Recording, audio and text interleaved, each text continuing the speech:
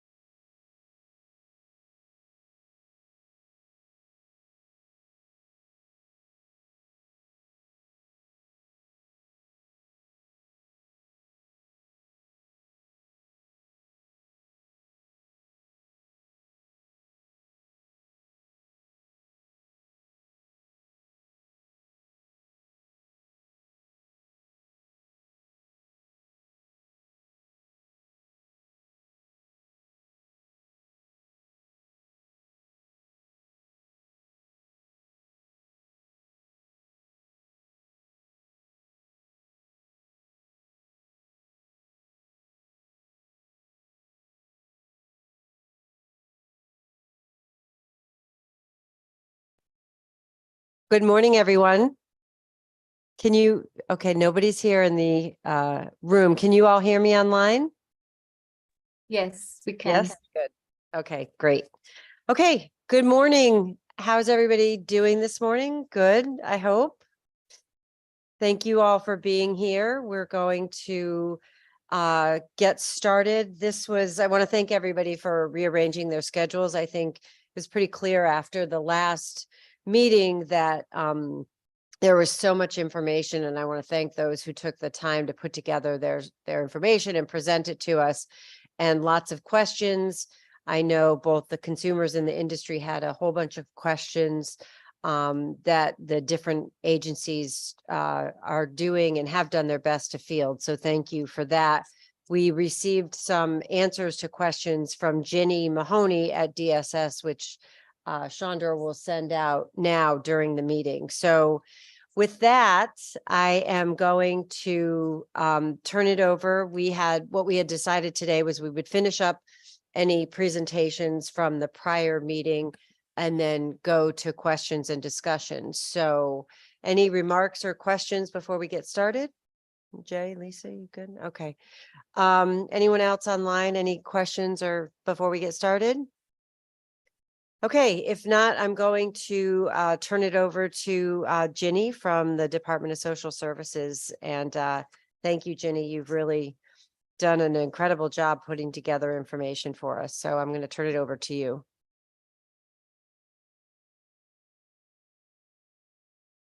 Thank you very much. I have to thank everybody that helped put all that data together, because it is very complicated. Like I said, durable medical equipment, devices and supplies is just the way the fee schedule, the structure of it is very complicated. You have repairs, you have rentals, you have purchases, you have modifications. So it is a struggle to try to get all the data in place. So thank you, everyone, Community Health Network of Connecticut, and my staff at the department, and everybody else who also reviewed the data. I don't know if Chandra was going to be able to help me with the slides. If not, I can try to go ahead and share them. I think Chandra can do it for you. She's just give us a sec. Okay, thank you.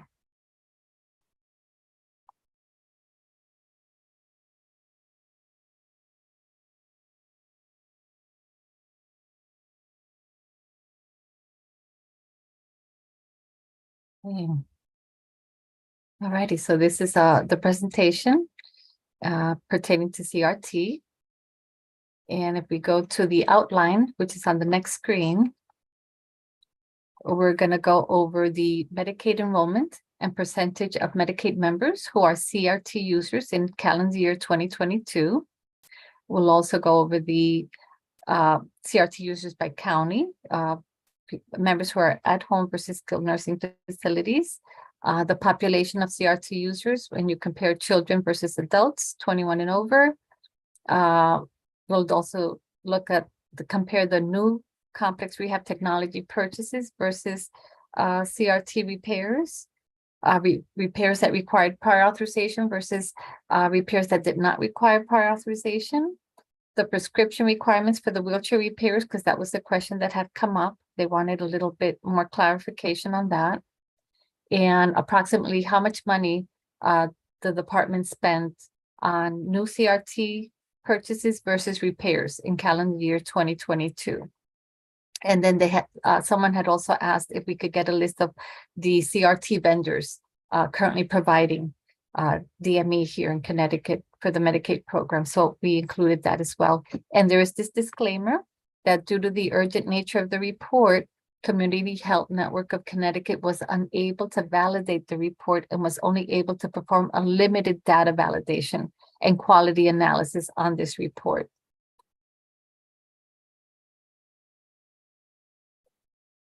So when we looked at the utilization of, Excuse me, compared. Ginny, Yes. before you continue, can you just tell me what that means with the disclaimer? Does that mean we're missing a lot of data? No, meaning that they weren't able to completely say this is 100% accurate. They did the best they can, with the figures. And, it would take them a month to try to validate this. Okay, all right, thank you so much. You're welcome.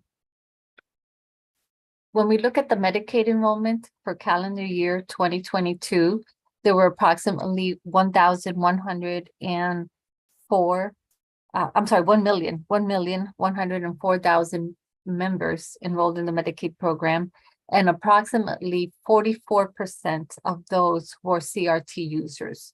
So about, 4,850 members were CRT users.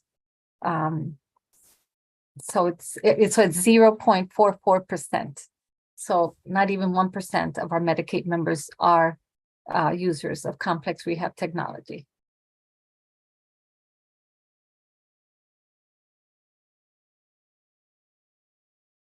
If we look at them by county, you could see that typically most members, whether they're at home or whether they're in the nursing facility or intermediate care facilities, most members are in the Hartford County and in New Haven County. Those and some in Fairfield, but those are really the three biggest counties of CRT users for both members in the home and in nursing facilities and ICFMRs. The blue obviously was at home, and the orange was for the members in the nursing facilities. Okay. Next slide. Okay, when we look at the percentages of CRT users that are children versus adults, it seems like 90% of the CRT users in our population are adult members and 10% are children. And these figures were from calendar year 2022. In addition, some of these figures may be duplicative because we might have had a member that received a new wheelchair, but then received a repair in that same year. So that's why there may be a little bit, some level of duplication in the member count. When you looked at the new CRT purchases versus the CRT repairs, we could see in 2019, there were approximately 1,500 new CRT purchases, and there were about 10,000 repairs in 2019. When COVID hit in 2020, we could see that the level of new chairs went down a bit. It was 1,275 chairs, and the repairs also decreased and were about 8,906 repairs. In 2021, we had about 1,200 new CRT purchases and about 8,700 repairs. And then in 2022, there were 1,392 purchases and there were about 8,000 repairs. When you look at the repairs requiring prior authorization versus no PA required, you could see that in 2019, there were about 963 repairs that required PA, and there were about 9,200 repairs that did not require PA. And then you could see how it does decrease by year, the number of repairs that have been done, but the amount of purchases the amount of repairs that required PA kind of stayed the same across the years in the 960 range.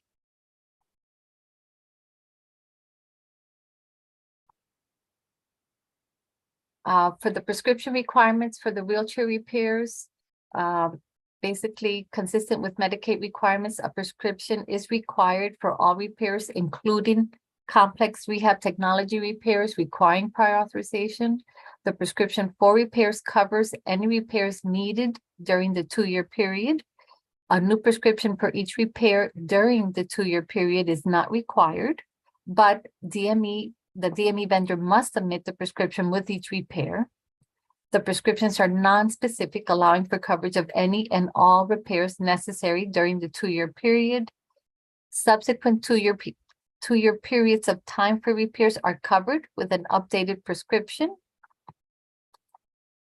And the $1,000 prior authorization threshold for repairs was in effect prior to the COVID public health emergency. And, if we looked at the repairs that we saw for calendar year 2022, approximately 11.8% of the repairs required prior authorization. When you look at the costs, when you compare the new wheelchairs versus the repairs for calendar year 2022, we had approximately 1,392 new wheelchairs. We spent $10 million approximately that year for new purchases. And for the 7,858 repairs or modifications that were done that year, we spent about $2,320,000. And then for current DME vendors that are providing complex rehab technology, we have Advanced Home Medical Supplies located in West Hartford. We have Agawam Medical Supply in Massachusetts. We have Home Health Pavilion Incorporated in New Milford, Connecticut. And then we have National Seating and Mobility Incorporated. They have 2 branches, the Newington branch, which used to be the Hudson Home Healthcare, and then the Niantic branch. And then we also have New Motion in Rocky Hill. When we looked at the data, 99.9% of the purchases and repairs are done by the 2 companies, National Seating and Mobility and New Motion.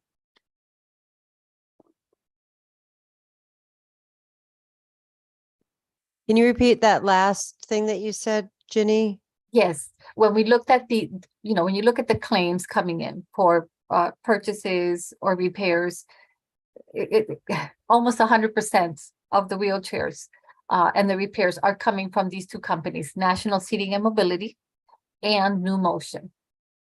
You could count like in one hand the number of wheelchairs that these, each of these companies provided in that year for recently, the new vendors. Okay, Jenny, I have a few questions if you don't mind. Yeah. So with the 3 vendors on top, are they providers of power chairs, or they're They- just suppliers of? No, when I looked at these, they are suppliers of power chairs. They are Here. suppliers of Yes, power chairs. the only difference is that they do not go into nursing homes. They are only servicing people who live at home. Okay, and do you have any feedback or any reasoning behind why only all claims or most things are handled by NSM and New Motion? I do not know why they have the top market. I can't tell you the reason why. I could assume that because they've been around for a long time, each time that a member requires a new wheelchair, then they just happen to just go back to who they used in the past. Okay, I just was trying to determine if people were, because I will be honest with you, I was not even aware of these providers. So I was wondering if other Yeah. people Yeah, are I was- not I- aware of the yeah, provider. I was aware of Home Health Pavilion. They've been around for a while. We used to have Doyle's Medical in Torrington, but they no longer do complex rehab technology. For some reason, they got out of the business. But I wasn't aware of these two new companies also. But when I pulled claims, that's what I saw. I noticed that they have billed us for those power bases.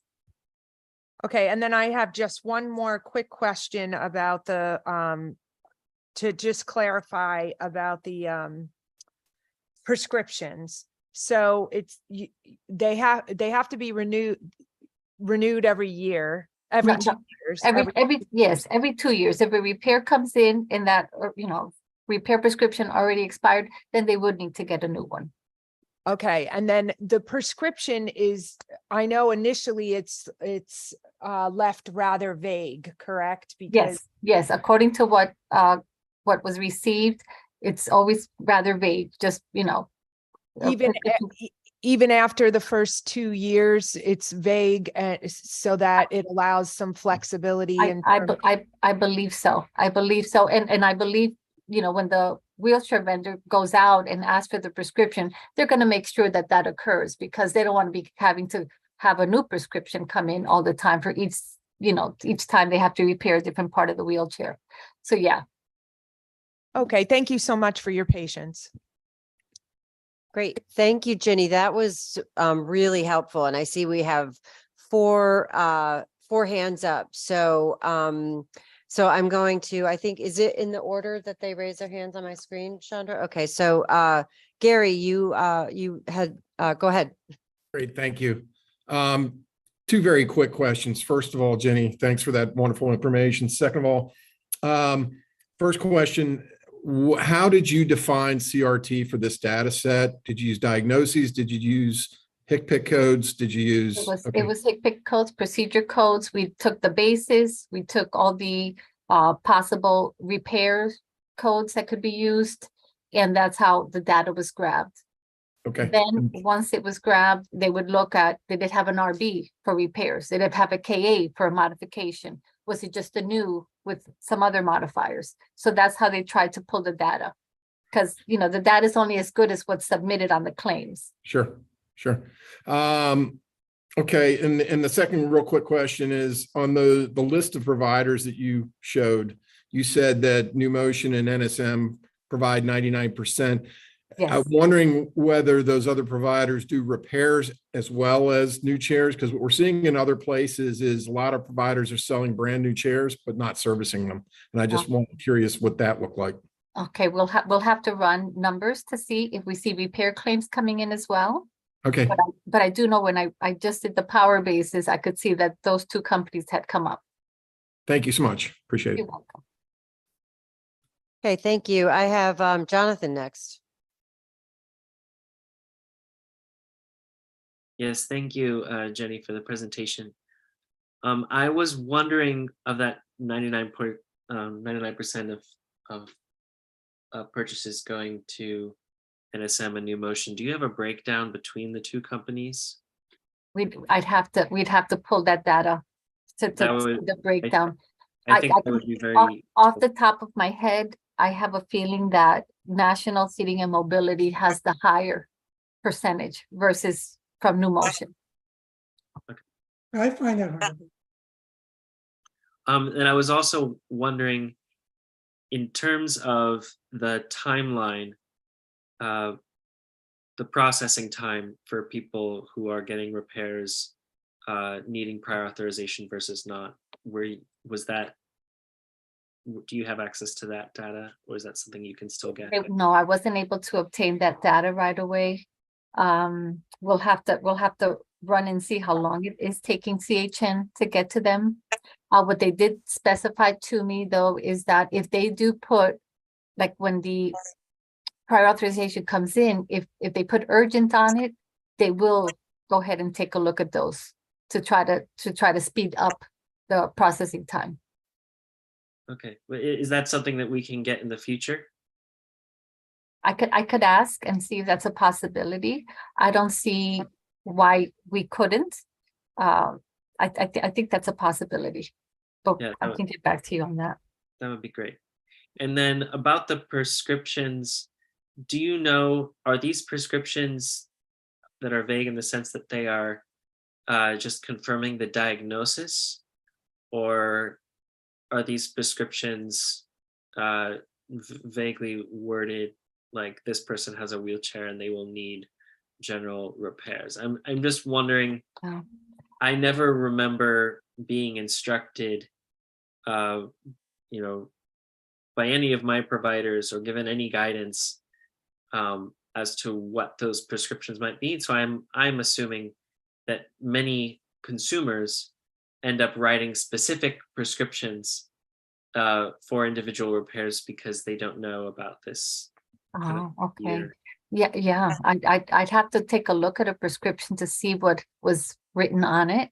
But yes, you always need a diagnosis. You always need to know what it is that you're repairing. Is it a hospital bed? Is it a wheelchair? What type of DME is actually being repaired, along with the member's information, the physician's information, the licensed practitioner's information. Okay, thank you. You're welcome. Okay, thanks, Jonathan. I think my understanding, Ginny, from what you said is that every 2 years, it's sort of a vague generic prescription that can be used for, Yes. yeah, Yes, okay. that's what CHN informed me, that usually it's just kind of vague, like, repairs needed for wheelchair. Okay, great. And I would, folks, Chandra did send out, Ginny did a pretty exhaustive response to the questions that were posed by both industry and consumers, and she emailed that out. So I know we just sent it out because we got it last night, but you may want to take a look at that as you have questions come up, because it may be in there. Okay, Sheldon. Thank you. I didn't see that. What you just referred to. I don't know, maybe went to junk or something, but I didn't see It it. was just sent like a minute ago, Sheldon, 'cause we got it, yesterday from Ginny. It's a lot of information, so. Okay. I might reserve the right to raise my hand again then. Oh, there it is. So, but my questions were on the questions that Jonathan was just asking about, data on timelines. In the presentation you did last time, that I think you were saying the rule, like it's 14 days is the that's the outside, but it could be a lot less. Oh, Is yes, that fair to say? definitely. Yeah. Yes. And then my other question is about this prescription thing. I'm sorry this is something that's really important, I think, because it seems to be an obstacle, and there's a question about why it's required at all. So, and I know I'm sounding a little redundant probably from last time, but I'm trying to understand the reason for the requirement. I know there's a requirement, the regs say it, but I'm trying to understand why it's there. And so the device, I'm talking about the new device, definitely had to have a prescription. More than a prescription, it has to be fully justified. You have to go through the whole process. But okay, so the department has paid for it. After the department's paid for it, because it made the determination that that's what this person has a medical need for, if the thing needs to be repaired, and you explained that prior authorization is needed sometimes because of the question of whether it's worth repairing or replacing based upon, that cost balance thing. But why do you need a prescription?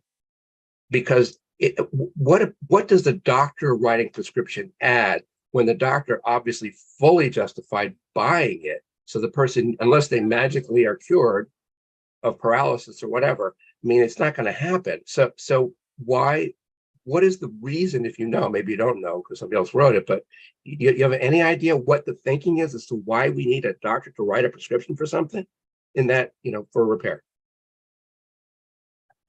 I really don't know the answer to that. I have to assume that it's to make sure, quality assurance has some type of documentation on file as well. That is not just somebody going out to say they did a repair when maybe they didn't do a repair. I don't know. Maybe it's just to make sure that, Yeah, I mean, those that would checks be- and balances are there in place. I mean, that would be absolute fraud. I mean, for somebody says And, it and we have, in and we have seen it, unfortunately. from Not these with- not with- companies. Not with No. wheelchairs, but with other type of DMA, we have seen it. Okay. All right. Thank you very much. Hi, okay, thanks, Sheldon. Rick. Good morning. So, in regards to the splitting of the 99% of the business between Emotion and National Seating Mobility, do the CRT reps know what their percentage is as far as splitting the business between the two? I'd imagine if they know what their losses are, they must have an idea of what percentage of the market they have. Maybe they can answer that question. Okay, was that it, Rick? In regards to the prescription stuff, regarding to the fraud, I can go to a doctor and say my chair needs to be repaired. They're going to write out a prescription without even seeing me, because the doctors don't know anything about these wheelchairs. So having a doctor sign off on anything other than maybe a physical therapist or occupational therapist is really just a waste of time. Not to mention, if I need to use Vayo to go see the doctor's going to charge for an office visit. I mean, it's cost of Medicaid all the way around just to get that prescription, never mind for the part. Yeah. Well, I know that with, for like a repair, you do not need to see the doctor. You can ask the doctor to fax a prescription. And I believe that happens quite a bit of the time. If something was needed, they can just get the prescription faxed. The And member when the does not doctor have to only- see the member for a repair. Great, and a lot of times the doctors don't do it right away because they only do these things once a week. So now we're already a week waiting and it didn't even get sent. And then in case of my issue, one time, my doctor went on a 3-month vacation and none of the other doctors, because they weren't familiar with me, didn't want to do anything till the doctor got back. Wow, that's awful. I'm sorry, this is eliciting another question from me. I have a The question. CRT answers my question though. I mean, the question was to them. Can you repeat the question, please, Rick? Because I think I'm the one. We were informed that between National Seating Mobility and New Motion, that the wheelchair business is about 99% in Connecticut. So the question was asked to Ginny if we knew what percentage of the split was between you two companies. And I said, well, you probably know that. And if you guys can, share that. Yeah, I think, Yeah. Rick, I think Wayne is up next, and I understand that question is not for Ginny, but for the industry, correct? Yes. Okay, so it's registered, so Wayne is up next and perhaps can address that. I think, Lisa, you had a question regarding Rick's question? Yeah, I guess my question is, or it's really to the providers of the insurance. So if you obtain a prescription, do you keep it in a person's file so that they don't have to call the if you have a 2-year prescription and it's rather vague, do you keep that on hand in somebody's file so that if they call and need a repair, they don't have to call the physician again to even get a copy of it? Or you guys are not at liberty to keep a copy of that prescription. This question was for the vendors, correct? Yeah, Senator. Yes, for the vendors. Excuse me, Senator. So why don't you, Wayne, since those are both directed at you, why don't you go ahead since you had your hand up? Excuse me. Sorry. Senator Seminara, we do keep those in their record, absolutely, okay, because we're going to need that potentially if the state does come in and audit us, so it has to be in there. We're also aware that from the initial distribution of the chair to the individual, we have 2 years. So we also know when that chair went out. Rick had brought something up though as well, and this doesn't really get addressed, and Rick did, which is a lot of times we do after that 2-year wait period have to wait on the doctor to get that prescription. And I'm not saying every doctor takes forever because that's unfair, okay? But it does add some additional days to it. So, okay. Rick, regarding your question, again, that's the data for Medicaid, okay, which is about, again, roughly about 33%. We're going to put together, and we have our presentation next time. So we're going to put it together for everybody, because again, it's just not Medicaid we're dealing with. This is about fixing the issue for all payers. So we will address that. Okay.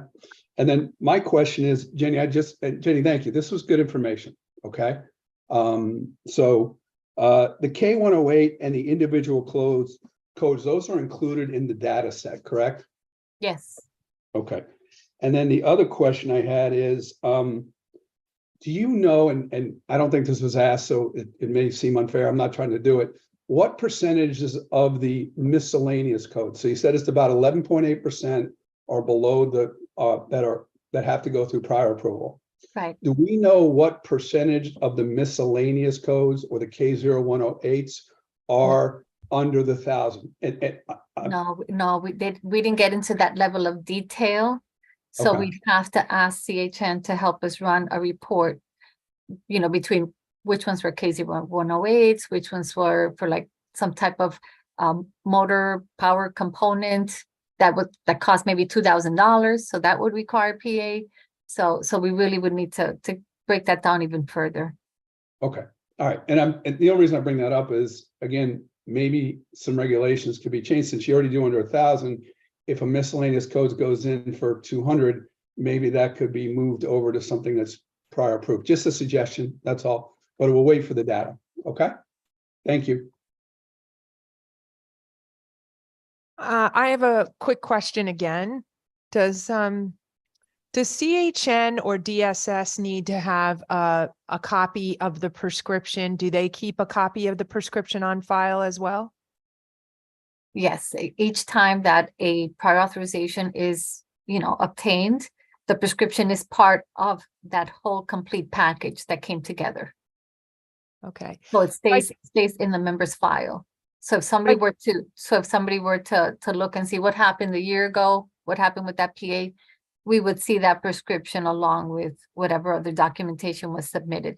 But for each prior authorization request that comes in, that prescription has to be attached with that PA because it's a lot of work. I mean, CHN is prior authorizing so many types of services, not just DME, complex rehab technology. I mean, they do a lot.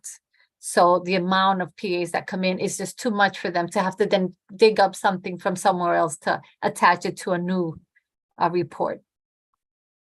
So I guess my question would be either to you or the providers. Is there a possibility if we continue to require that a prescription be had, is there something in either one of your capabilities that maybe a month before somebody's prescription is due to expire, that an email could be sent to the consumer to say, hey, your prescription is going to lapse in a month or 30 days or 60 days or however you would want to do it. And it is your responsibility to get a new prescription. This way, a prescription is in place should any mishap occur, and you're not necessarily waiting for that. Yeah, I would think that would be very, very difficult to do, just for the fact that how would they keep track of who are the CRT users? How, it'd be a lot of work to having to keep track, people coming in, new users.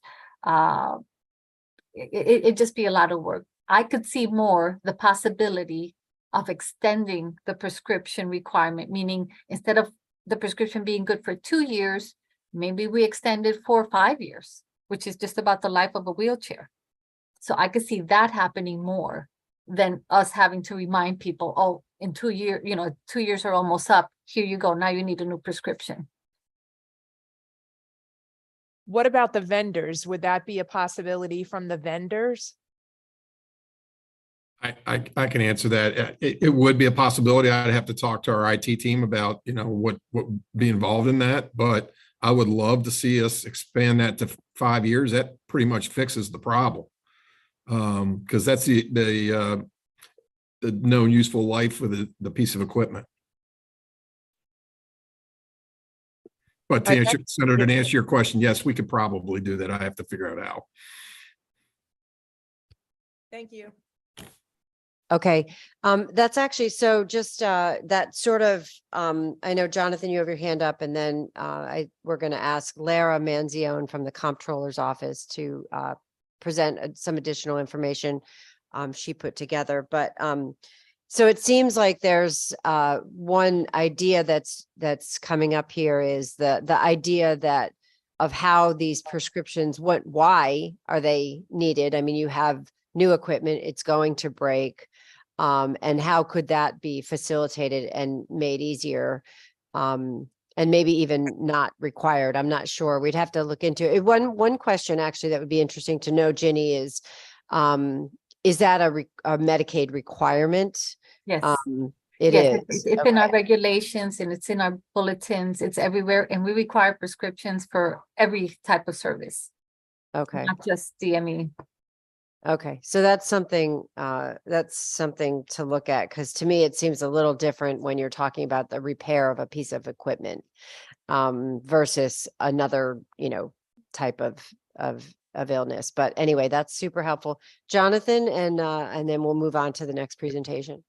Yeah, 2 quick thoughts. One, Jenny, it would be interesting to see what the language of that prescription requirement is and how it's communicated to consumers.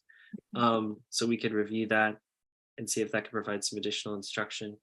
But also, the idea of having perhaps the vendors, in addition to extending the length of the prescription, if there were a way to automatically contact the provider, the person who wrote the last prescription directly, as opposed to going through the consumer and adding, messaging the consumer to contact their provider, if it could be directly to the provider or to both, if that's a possibility. I think that could help a lot.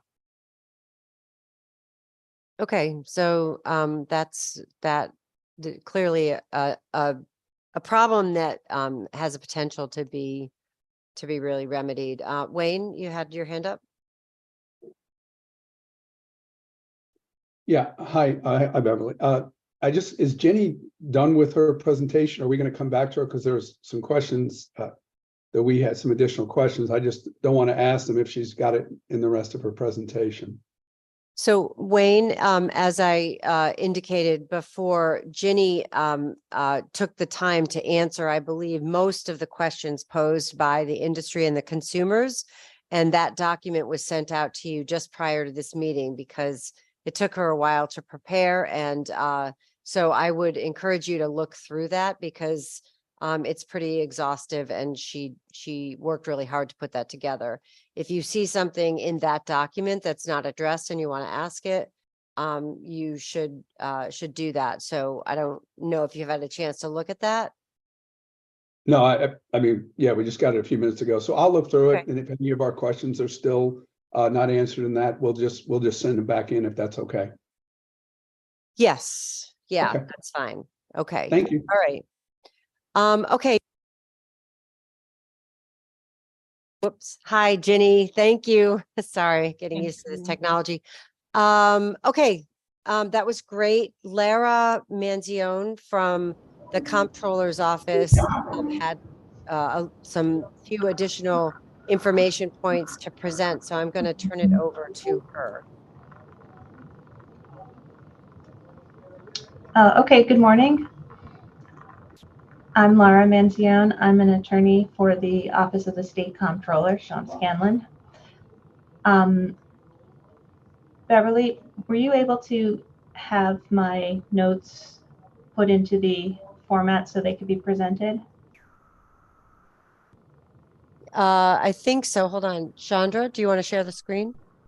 Yeah, we did, Lara. Great. Great. Okay. Well, good morning again.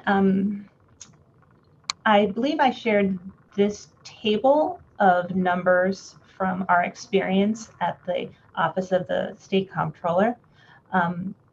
Once again, the Comptroller's Office is responsible for providing medical insurance for state employees, current state employees, state retirees, and their eligible dependents, as well as members who are in the Connecticut State Partnership Plan, and that is groups that are mostly municipalities or somehow related to municipalities, such as boards of education, things like that, and their dependents, eligible dependents. So we don't have nearly as many incidents as the Department of Social Services, but these are the numbers that we came up with for calendar year 2022. As you can see, we have I highlighted, the power operated wheelchairs. We only had about 12 that were purchased last year, and I highlighted the amount. These other types of wheelchairs and vehicles, you can see the numbers, they speak for themselves. And you were asking also about rentals. These are the average costs that we have from 2022. So I think Beverly asked me a question about the dollar amount that we generally have as our average cost for the power operated wheelchairs. And she said this number seemed a little bit low. And I said, well, I'm not sure how they stand in relation to other numbers, but I do know that we have a large purchasing pool. I think we are the largest provider of we're the largest employer provider of insurance, health insurance in the state. So maybe we have a little bit more economies of scale. Maybe we get a bigger discount, or maybe we don't have folks working for us or they're eligible dependents who have need or use these type of DME. So if we can scroll down just a little bit, please, thank you. So I was posed a series of questions, and I did my best to try to get these answered. So we, the state, contract with Anthem to provide the actual medical care, and we use Quantum Health to help with the administration of that care. So I'm going to give you data from Quantum Health. So the question was about prior authorization. What is the average and maximum processing times? So the answer for both new wheelchairs and wheelchair repairs is for any authorization request, and the request for a wheelchair would fall into that category. They process the authorization in 5 to 7 business days once they get all the clinical information. So this is once we get the request from the clinician. So I know that you were talking a lot with the prior speaker about prescriptions from the medical provider, the doctors and whatnot. But so this is on the insurance end side. And then if you could scroll down again a little bit more, what are the factors that trigger the prior authorization or prescription for the wheelchair repairs, et cetera. So once again, this is from our experience with our administrator, Quantum Health. So the need for the power motorized wheelchair is decision made in collaboration between the patient and the provider. There's nothing that specifically justifies or excludes the use of this. It's based on medical criteria, and specifically the medical criteria that is used to analyze these claims is that you get a written assessment that shows A, B, and C. So the individual lacks the functional mobility to safely and effectively move about in the mobility related activities of daily living, the MRADLs, in the person's home, and that the individual's living environment supports the use of such a powered or motorized wheelchair, a PPAW, or a POV, and that the individual has the capability, mental and physical capability, to consistently operate this vehicle. And for those of you who don't know, but I'm sure everybody on this call knows, if you could scroll down a little bit more, I think I explain, or at least say what the PAPAW is. Chandra, if maybe you could scroll down a little bit, please. There we go. It's the push rim activated power assist wheelchair. And the POV is a power operated vehicle. I was told that's something like a scooter. So the second part of that question, for different other kinds of assistive devices, so we're not talking anymore about the power or motorized vehicles or pieces of equipment. So if that they can't use the other devices, so that would mean you'd have a higher need for a powerized vehicle. And the individual is unable to operate the manually wheeled mobility device, and that they need to use the device for at least 6 months, and that the wheelchair is ordered by the physician responsible. So those are the specific requirements according to our insurance plan. The third question that was posed to us is, the question deals with whether the wheelchair should be repaired or just replaced. When do you need prior authorization? And if it's denied, what do you consider? Is it duration since purchase? Is it dollar amounts? Well, the answer, according to our providers, is that repairs and replacement are based on the expected functionability of the current PWC and the underlying cause of the failure of the device. So repairs and replacement are considered medically necessary when they are A, needed for normal wear or accidental damage, or B, the changes in the individual's condition warrant additional or different equipment based on the clinical documentation.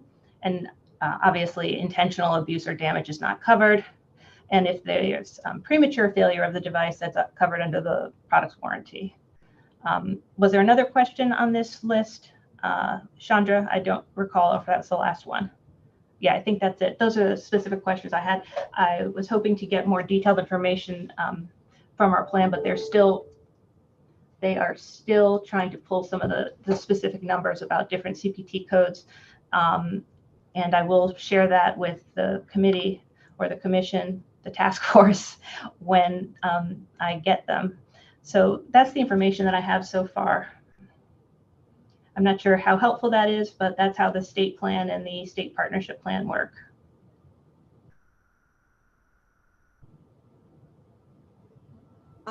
Okay, Lara, that's really, really good information. Do people have questions about that? I don't see any hands. I'm sort of shocked. Oh. Come on, you're disappointing me. Ginny deserves some reciprocity here for Lara. Okay, Sheldon, you had your hand up. Yeah, thanks. That was great, Lara. A couple of questions, one really big one and one's relatively small one. The big one is for the state employees plan. Oh, first of all, I should ask how many people are in it. I don't know if we know that total, but in any event, between Medicaid and fully insured plans, the state can directly regulate. It's about, my number was like 41% of the population. how much higher, do we go up if we include state employees? And how, if there's to be changes made to the state employees plan, is that a bargaining situation? Can the comptroller make changes? Like just an example, you're going to get rid of prior authorization for repairs, say, or prescriptions. Is that a kind of a change that the comptroller's office can do themselves, or is anything like that subject to bargaining? So that's my big question. And then, well, I don't know how big that is, but my other question is with regard to the answer about when the answer is very detailed about what the process is for getting a power wheelchair approved through the plan. But the question was narrow. It was about repairs. And I was wondering if by any chance, I mean, this is an extremely, and I'm not saying it's inappropriate, but this is an extremely long list of things you have to prove in order to get the power wheelchair or the custom wheelchair. But we're only talking about repairs. So do you require the same, that whole long thing just to get a repair? Or is it much more streamlined, or maybe you don't require prior auth? And the same question about prescriptions. Do you really require a prescription for repairs? And then I know I said I had two, now it sounds longer than that. And then Ginny did not know why there was a prescription requirement for repairs for wheelchairs. Do you know why if there is one, if there is a prescription requirement for repairs of wheelchairs, do you know why there is such? Go ahead, Lara.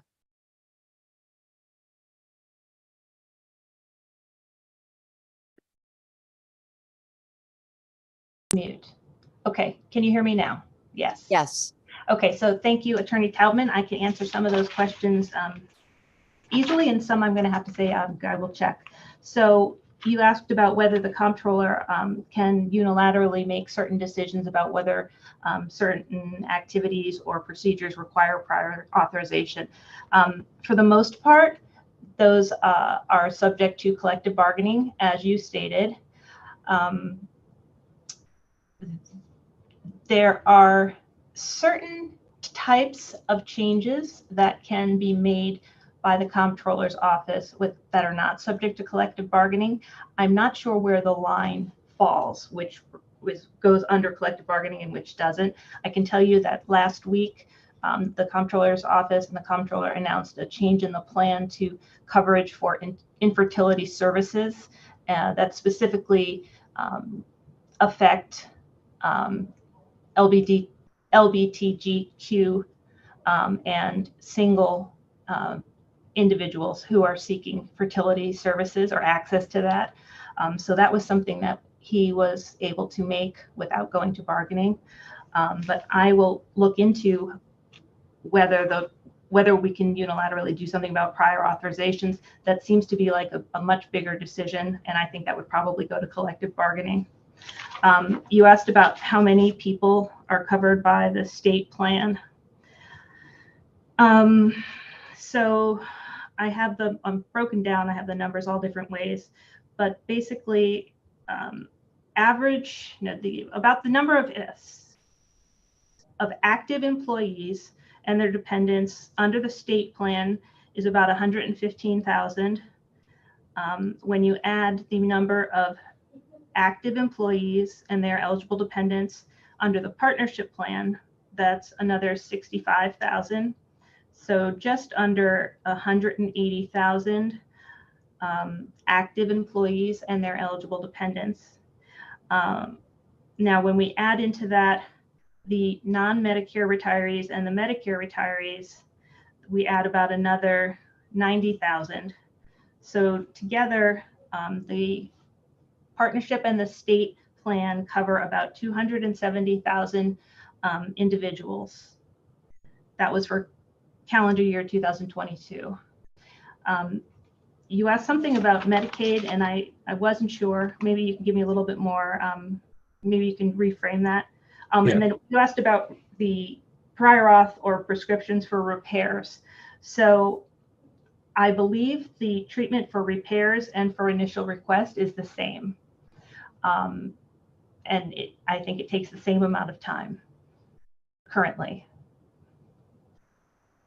Yes, thanks. I didn't have a question about Medicaid. I was just referencing the number of people on Medicaid Oh, as well. But my question, so the answer is that this really, that what you have on the sheet here really is accurate for not just purchase, but repairs. So do you have an answer as to why? Why? Well, first, I have two questions then. Why do you require such detailed requirements for somebody who already went through the whole process to get the thing purchased? Why would you go through this whole thing again on prior auth? And also, why, in any event, is a prescription from a doctor needed for the device that's already been purchased by the plan, already been approved, and all that? Do you know why these requirements are there? I'm sorry, I don't know why those prescription requirements and prior authorizations are there. I specifically asked our insurance providers whether there was a distinction in requirements for repairs versus outright purchase, and she said that they were the same. Why are they so intense for repairs? I don't know. Maybe because we haven't been asked to focus on them. I'm not sure. I think this investigation by this group, this committee, is bringing to light some things that are important and that maybe we should take a deeper look at. So I don't know. Thank you very much. Very helpful answers. Thanks, Sheldon. I see, Wayne, you have your hand up.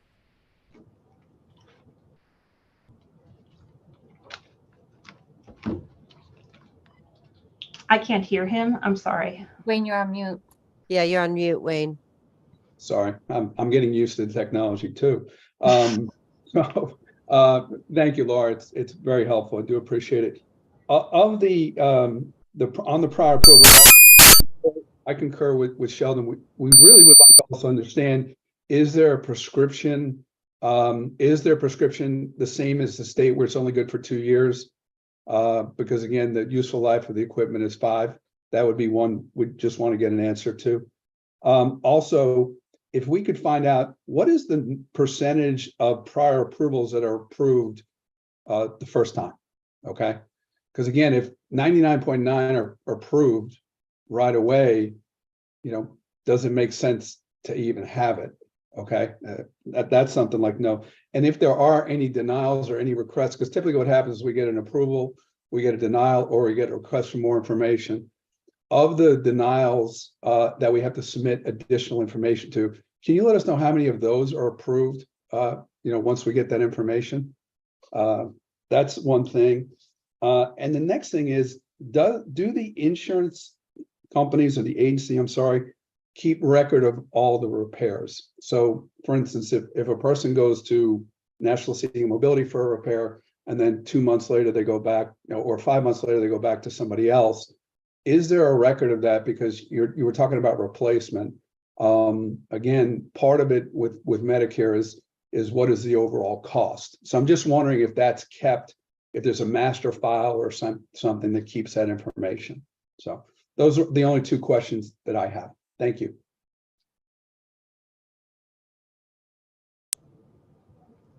Okay, I think I'm unmuted. Okay, so Wayne, thank you.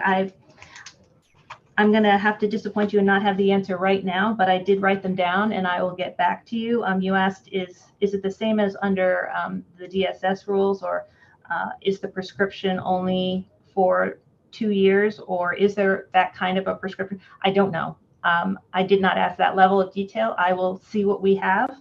And I'm learning a lot in this process too.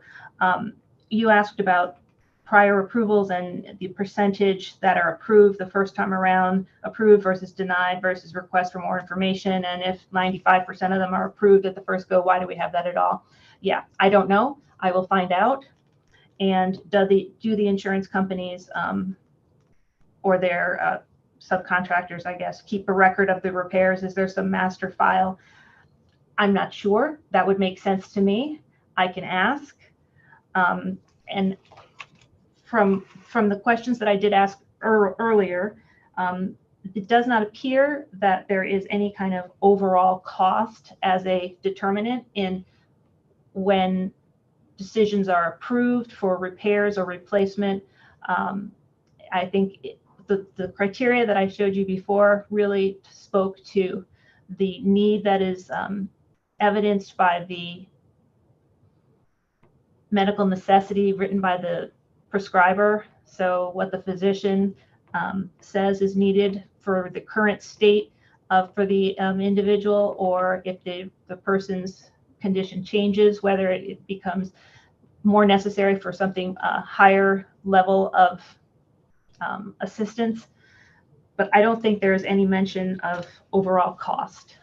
So for most of your questions, I don't have the answer, but I've made a note and I can do my best to get the answers for how we do it at the estate plan. Thank you. Mhm. Great. Thank you, Lara, very Mhm. much. I see Jonathan, you have your hand up. Yes, thank you. And thank you, Lara, for the presentation. I noticed that in the data sheet you shared, everything is referring to power wheelchairs or power assisted wheelchairs. And I just wanted to make sure that we're also talking about manual wheelchairs as custom manual wheelchairs being part of CRT, and that was not being excluded from the data set. Do you know if? Yeah. So I'm sorry. Did you have your full question there? I jumped in. So I think you asked about that whether. was the first part, yeah. Okay. So is the information that I provided specific for the power assisted wheelchairs? I think it covers the span of manually operated wheelchairs, also things like scooters. I think at one point they referenced canes. So I think we're talking about the gamut there. Chandra, maybe you could bring that document up one more time and we can share it. I think that the committee will probably share this with the members if they haven't already. Okay, but just stop right there for a minute. So these specific numbers I asked about wheelchairs in general. I was not as attuned to all the differences and the levels of different kinds of wheelchairs and things. When I asked the question, sometimes it depends how you ask the question is how you get the answer.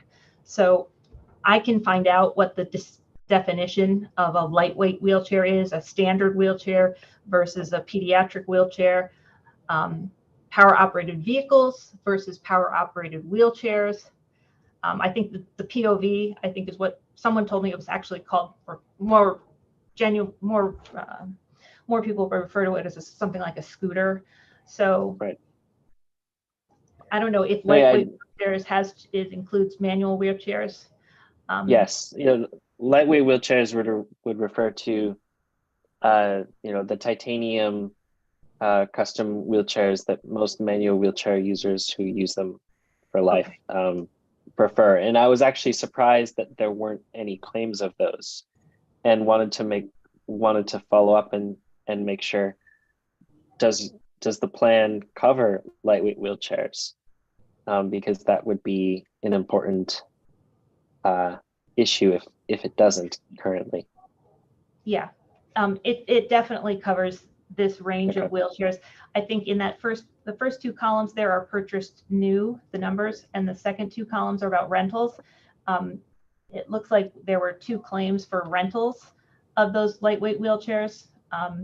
It looks like in calendar year 2022, there were no claims for lightweight wheelchairs, purchase of lightweight wheelchairs. Okay. Yeah, and so if you could just double check to make sure that, especially the process for prior authorization, if that is the same across all devices, not just with the power wheelchairs. And Chandra, and then, I'm sorry. Oh, I was just going to ask Sandra to go down one more time, scroll down, because I wanted to see the, not that one. Yeah, so this is the one. One more screen down, please. Okay, yeah, so here, bullet number 2 here are other assistive devices. So right. I think we're trying to say, or these documents are trying to say, they're trying to get the appropriate device to the appropriate level of device to the individual. So, maybe you need a cane, maybe you need a walker, maybe you need a manual wheelchair, maybe you need something else. And I think there's a scale there, or a spectrum. Okay, great. And then I also wanted to clarify the third question, which refers to differentiating between when a wheelchair needs to be repaired versus replaced wholesale. We heard from, I think it was DSS. There's a number value where if a repair is so much, they prefer to just replace the whole chair. And I wanted to make sure that there weren't any other requirements other than what you mentioned, because it seemed fairly general, and it seems to be completely up to the clinician. But what we're really trying to get at with that question is how does the plan differentiate between the decision to deny a repair versus forcing the wheelchair to be replaced? Because depending on what those parameters are, that could mean additional wait times to go through the whole process of fitting and ordering and getting a new wheelchair delivered versus repairing a chair. So I just want to make sure that understanding of that question was clear, and that there were not any other requirements by the plan. Yeah, I understand your question. I understand the level of detail that you're asking. I can follow up and ask for more detail. Chandra, if you could scroll down, this is the answer that I originally got from whether a wheelchair is replaced or just repaired. I specifically asked if dollar amounts were part of the equation. I was told no. So I have to say that I don't believe it's based on dollar amounts. I think it's based on if the chair, the device is functioning, if it has some kind of normal wear and tear, or if there's an accidental damage, or if the individual's needs have changed, that there will be a discussion about what happens. I will once again, I will go a little bit deeper, and I will ask more specifically, how is the decision made about the normal wear and tear or damage and repair versus replacement? Once again, I will just do my best to find out the answer. It looks like, if there's an overall failure and it's within the product's warranty, then it sounds like that will be replaced. But I will ask again specifically about the repair versus the replacement and the parameters. Okay, thank you. And if it would be helpful, we can perhaps the consumers can provide some kind of case examples that can help illustrate the challenge and maybe get more specific answers based on those hypothetical scenarios. Yeah, as I said, sometimes it really depends on how you ask the question to what the answer you get is. So if you would work with us and give us the actual questions, and I like the idea of, maybe like a case, a hypothetical, we could work with that. Right, as I said, I am the person who has been asked to work on this issue. Before I've done this, I don't have really any knowledge or expertise about what the issues are surrounding the usage of wheelchairs, the purchase of wheelchairs. I'm interested in learning more, and I'm sure our comptroller is interested in getting this information. And if there's something that can be fixed unilaterally or through bargaining, I think it is definitely something he will want to look at. Great, thank you. Great. Thanks, Jonathan. Okay, I have Melissa Marshall. Hi, I just want to ask, hopefully verify that bariatric chairs are covered. I will ask. I am not sure if they have some kind of a different classification. They're just called bariatric chairs? That's what they're larger chairs for larger people, and they need to be customized just as typical chairs need to be customized as well. And I just want to make sure that was included in that specifically, because sometimes it falls through the cracks. Okay. Thank you. I wouldn't think that it would not be covered. I think- wouldn't either, and it hadn't occurred to me until I saw the list and saw lightweight chairs and other chairs, and they weren't, because they weren't specified. I wondered about that. I Yeah. kind of assumed that they were, but if we could verify that, that would be really fantastic. Yeah. Thank Are you so those, much for doing all this. oh yeah, are they motorized vehicles usually? Are they manual or does it, Both, are they different, the bariatric Both. chairs? both. They would have a specific HCPCS code. Right. Okay, yeah, if we could get those specifics into the questions that I submit to our providers, that would be really helpful. Right. And I don't have the codes for those, but we can, Gary and those folks have it. Yeah, when you deal with the insurance companies, it's all about codes. I know that very well. To having just had a medical procedure, I know that very well. Thank you so much. Yeah. Larry, I just want to say thank you so much. As you mentioned, this is all new territory for you. So I recognize that it may be difficult to understand and comprehend. And you've done a great job thus far trying to answer everyone's questions. Thank you. Okay. Oh, Jonathan, you have your hand up. Yes, one last question. This is actually for Laura and Ginny. After prior authorization and the wheelchair is ordered, we're aware that there's like a final verification to make sure that the prior authorization status has not changed. Are you aware of that step, which can add additional time? Or I don't know if Wayne can speak to that as well, or any of the CRT providers. Elaborate on that final verification step. Jonathan, I'm sorry, you cut out. Can you repeat that question? I apologize. Yeah, after prior authorization is granted, and you kind of go through that whole process before the wheelchair is finally delivered, is there any kind of final verification of the prior authorization itself that is required by plans or by the vendor that can add additional time delay? I can answer that real quickly, at least from the provider side. We do a insurance verification before delivery just to make sure coverage has not changed, but we don't re-verify the medical necessity from a standpoint of the specifications of the chair. That's usually been, unless it's been a long time, sometimes we do go back and remeasure and things like that, but we don't re-verify that kind of stuff. We just make sure that the insurance that we were presented is still in place. And that's for all providers. Yes. I can pretty much vouch for NSM on that one. And what is the length of time, Gary, that takes? I mean, it's just a look on the computer to make sure everything's in place? Or are we saying that last thing takes a week, or you're given a week or 10 days or Two days most. It's usually electronic. Sometimes we have to call, but usually it's an electronic. Okay.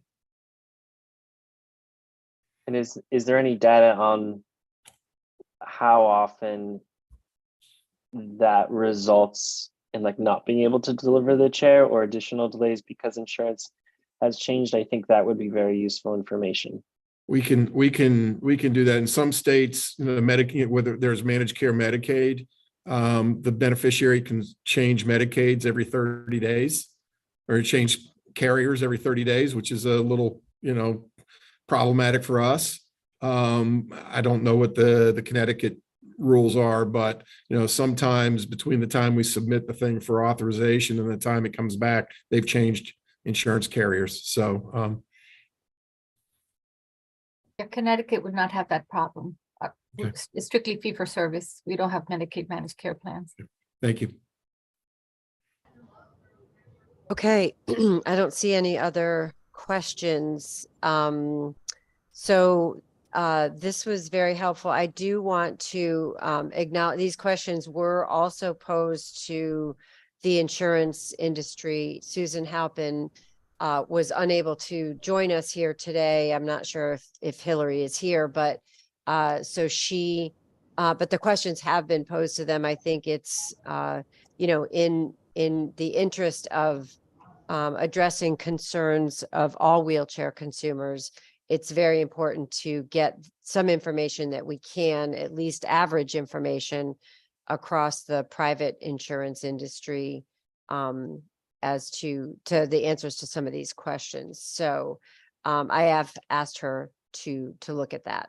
So we do not need to go all the way till 11. People will be glad to hear. But before we end, are there any additional questions or concerns before we, you know, just we still have to do the minutes, and Chandra stepped out for a minute, but we should do that. But I just want to see if any folks have other questions. Sheldon, go ahead. It's always dangerous to give me another chance.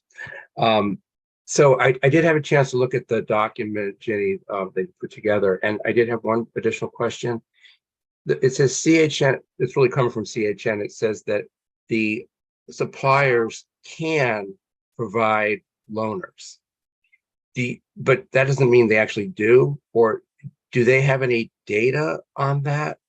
You know, how often that happens? No, CHN would not have that data. We'd have to ask the vendors. Okay, but it was not a statement of practice so much as what can happen, because we all know that could happen. But that's been a big issue, is the problem of lack of access to loaners while there's long waits. But there's no data, that's all. Thank you. So I think what you're saying, Ginny, is, to your knowledge, the I would assume that if somebody's wheelchair is being repaired, they're going to have some sort of a intermediate access, but we don't have any data on the Medicaid plan if that's covered, or does anybody in the industry know if that's just a standard practice when you're repairing a chair? That is a kind of a big deal, actually. So that's my question, and then we'll go to Rick, and then we can do the minutes and wrap it up. You want me to go ahead? I mean, we provide loaners. I can speak for New Motion as we have them available. Unfortunately, because of all the various permutations and combinations of chairs and electronics and things, it's impossible for us to have a loaner available for every single product. But what we do is our best effort to either provide a loaner component or loaner piece of equipment. Medicare does provide a code where we are allowed to bill for a rental in 30-day increments while somebody's chair is being repaired. I'm sure that would trickle down to Connecticut Medicaid just through the pass-through process. But yeah, it's an issue of availability. All right, thanks, Gary. And yeah, I would just, comment from personal experience that is an enormous problem, because people who use wheelchairs use all types of wheelchairs that are typically custom to their mobility needs. And so having just gone through this experience, the loaner chairs are not only largely inadequate, but can be dangerous for some wheelchair users. So I think that's a definite area to be thinking about as we make recommendations. Rick, go ahead. Yes, so in regards to the verification for the final prior authorization, what happens? I mean, I'm just thinking, if your average time is 2 days, depending on when you send in that request, if it's on a Friday, then really it's 3 or 4 days over the weekend or a holiday. But the real thing is, you said sometimes you have to call. Is that because there's usually a delay in getting it electronically? What would be the reasons why you would have to call to get that information? If we don't have electronic interchange with that particular payer. Sometimes we have to have somebody manually call. But Rick, you know, it is usually a 1-day turn on those, and it's in most cases same day. I said 2 days because it could be an outlier. But you know, we have electronic interchanges with most payers at this point where it's just an automatic. Once we get the authorization, we hit a button for re-verification, and it gets electronically done. That's not a major holdup in any process at this point. Okay, fair enough. And that's for repairs, for all urgent repairs? And Yes, that would be We want for, them all that'd be for any claim, any, you know, new purchase or repair. Okay. Now, you know, again, and I said this the last time you and I spoke, we went back and forth on this, you know, if there's a secondary insurance. So in most cases, somebody's got a primary and a secondary payer. So we have to go to both in some cases. So that would be the only, if there's a snag somewhere. So, okay, so for an example, if it would be Medicare and Medicaid duly eligible, you have to go through correct. Medicare. In Medicare too? you know, a lot of cases, it's just a pass through, you know, from Medicare to Medicaid. But, and again, I need to brush up on the Connecticut side, but in some cases, you know, their systems connect and it just flows through. It automatically goes to Medicaid for the secondary, and that doesn't require, in some cases, authorization. But again, I would defer to Ginny and the Medicaid experts on this. Is that a requirement by the insurance industries, or is that just the CRT reps just want to, you know, make sure they're not going to not get paid? Well, I mean, it's good. It's standard practice for us, just because, like I said, in a lot of cases, there are situations where people change insurances, and, you know, we're getting ready to provide a fairly expensive piece of equipment. In some cases, you know, a power wheelchair that can be, you know, $20,000 or more. And, you know, we're mitigating risk. I mean, I don't know. I'm just kind of, I had thought, maybe I'm probably wrong. If I made a claim with an insurance company on a specific date, and then 2 months later, I change insurance companies, isn't the other insurance company liable for that claim, not the new one? So I don't understand why switching insurance would come into play in that situation. I don't know. I'm just asking. The data service, the date that we are, and this depends on the state also, because some Medicaids go off the date the authorization is approved, okay? And some go off the actual date of delivery. Data service in Medicare and most payers is on when we provide the actual piece of equipment or the repair. That determines the actual date of the transaction. And that insurance has to be in place at the point of that transaction for us to be able to get paid. Understood. Thank you. Okay. Thank you.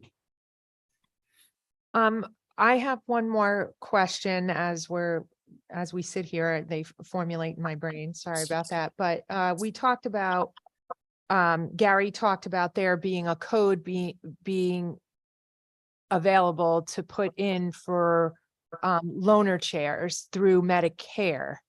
And you can do it on a monthly basis. So you get authorization to get a loaner chair for 30 days. And then I guess you have to reapply. So I guess my question is to Ginny is there a code for that for Medicaid? And then that would also go to Laura. Is there that option through the insurance that the state offers?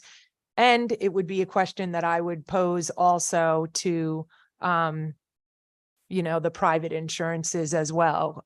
Again, this is a tremendous issue, and I'm just would like to get a little additional information on that.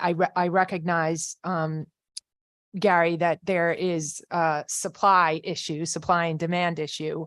But I'm just wondering if those codes are all available, and then, you know, that's really my question.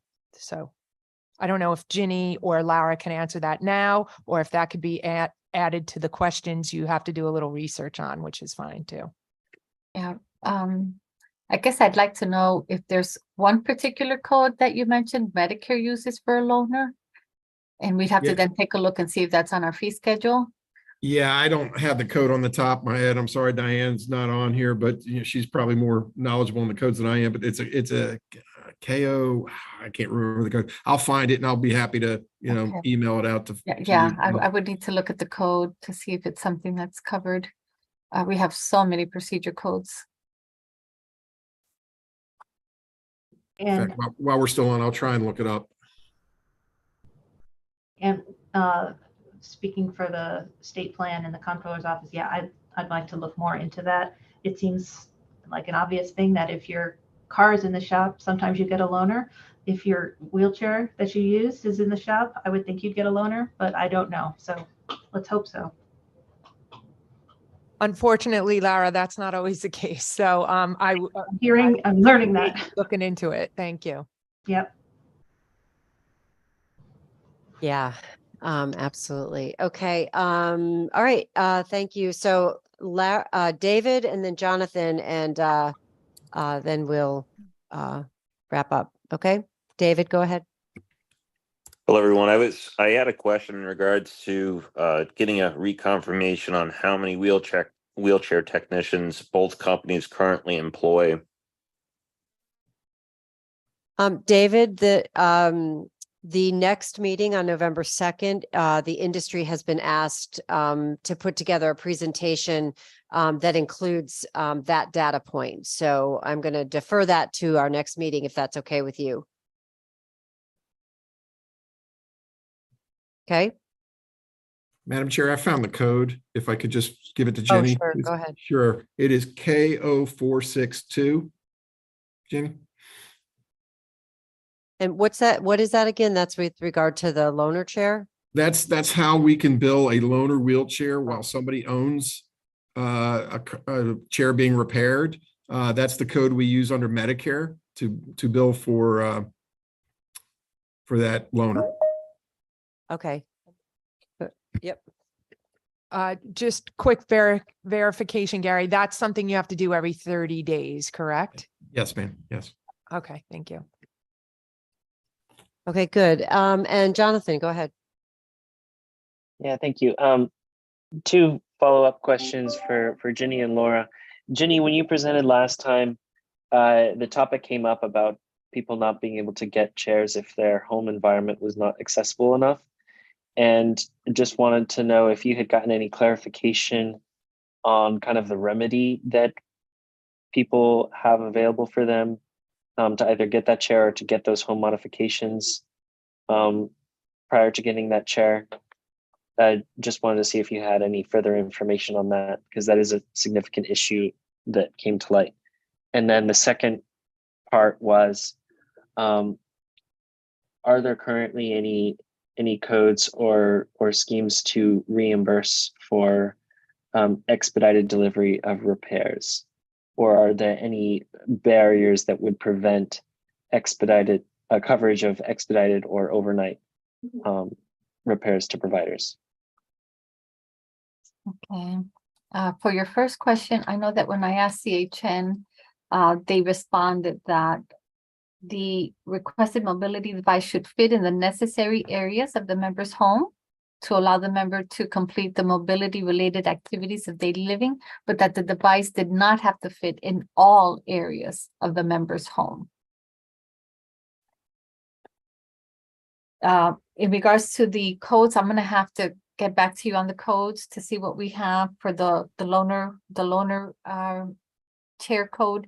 And then also, I'd have to look and see what we could come up with, because currently, I think most of the codes are just strictly for wheelchairs. When we're talking about complex rehab technology, CRT codes, we'd have to get back to you on that. We'll have to get back to you on that. The codes weren't referring to the loaner chairs, but I don't know if this refers to codes at all. But just want to see, are there any barriers for coverage of expedited delivery or overnight delivery for repairs? Well, remember, like just about only 10% needed prior authorization. Right. So that means 90% of repairs we're not even looking at.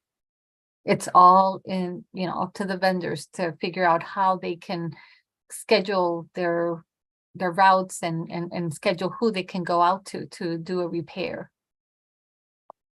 Jenny, I want to confirm that data because that doesn't match our numbers, but I also want to just validate what I just said about that loaner code. That KO 462 is only for power wheelchairs. I'm sorry, I misspoke, and it is. We're going to verify whether that's a 30-day, whether you can extend that 30 days, but it is for the first 30 days at least. I'll double check that before our presentation. Just want to make sure that I gave you correct information. Sorry. Good. Okay, great. Okay, so lots of really great information and lots of additional questions. I think we're all, a lot of people on this call are sort of learning about this, and we're sort of uncovering problems that consumers of wheelchairs have been experiencing for years. So I really do appreciate everybody being willing to stay in the discussion and to try and get to some real substantive recommendations. So I think we are good for today. One additional thing I would be sort of curious about is, and Senator Seminara and I were just talking about this, like what happens if somebody's home is not accessible? For example, somebody gets into a diagnosis of MS and needs a wheelchair fairly quickly and doesn't live in an accessible home, or somebody is in an auto accident and doesn't, I can't imagine that that would be denied if they needed a mobility device, but I think it would be kind of, I don't know. I would hope that never happens, but it's something that comes up for me, like, okay, well, so, it takes a long time sometimes for people to make their homes accessible, and some people go all the way and some people like make it work with what they have. So, so Ginny, I see you saying no, that's very. Yeah. I can't imagine us saying, sorry, it's you have no way of getting it into the house, so we're not gonna approve it. So Yeah. I doubt that we do that. Right. Okay. So with that, I want to thank everybody. Before we end, we do have, did everybody get the minutes? I think Chandra sent them out already. If so, I'll take a motion to approve the minutes. So moved. Second. Somebody on the call needs to second it. I don't think I could do that. I'll second. Okay, Gary. And any discussion? Okay, with that, all in favor of approving the minutes? Any opposed or abstentions? I see Barbara. Did you have your hand up about the minutes? Barbara Cass? That might have been a mistake. No, Brenda, I was just raising my hand to approve the minutes. Oh, okay, great. Thank you. You were Thank you. doing the right. I was Zoom ahead of function. myself there. Thanks. Okay, Senator Seminar? No.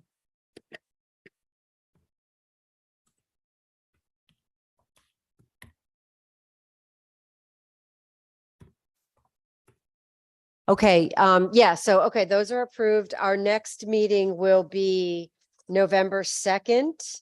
And then as we had discussed, we're moving to a weekly schedule, I believe, and Chandra did send that out with meeting invites. And I guess I have heard from some folks that it's a really challenging schedule. There's a lot of meetings. Sometimes the times don't work. And I really want to, sort of honor people's personal responsibilities. Most of the people on here have other full-time jobs and positions. So if you can't get on the meetings, please, feel free to reach out to me. Any of us here are happy to fill you in the interim, share your concerns at meetings if you're not able to get it. But, we know everybody is doing the best they can to be here, and certainly understand that it's a pretty arduous schedule. And not everybody's going to be able to make every meeting. So I want to acknowledge that. And with that, we will adjourn, and I will see everybody on November 2nd. But and we will be having the presentations from the industry at that time. In the interim, if there's any communications, please go through Chandra, and people can reach out to me directly as well. Okay. Thanks, everybody. Have a great day and a nice weekend. Thank you, Thank you. everybody. Mm. Bye. Thank you.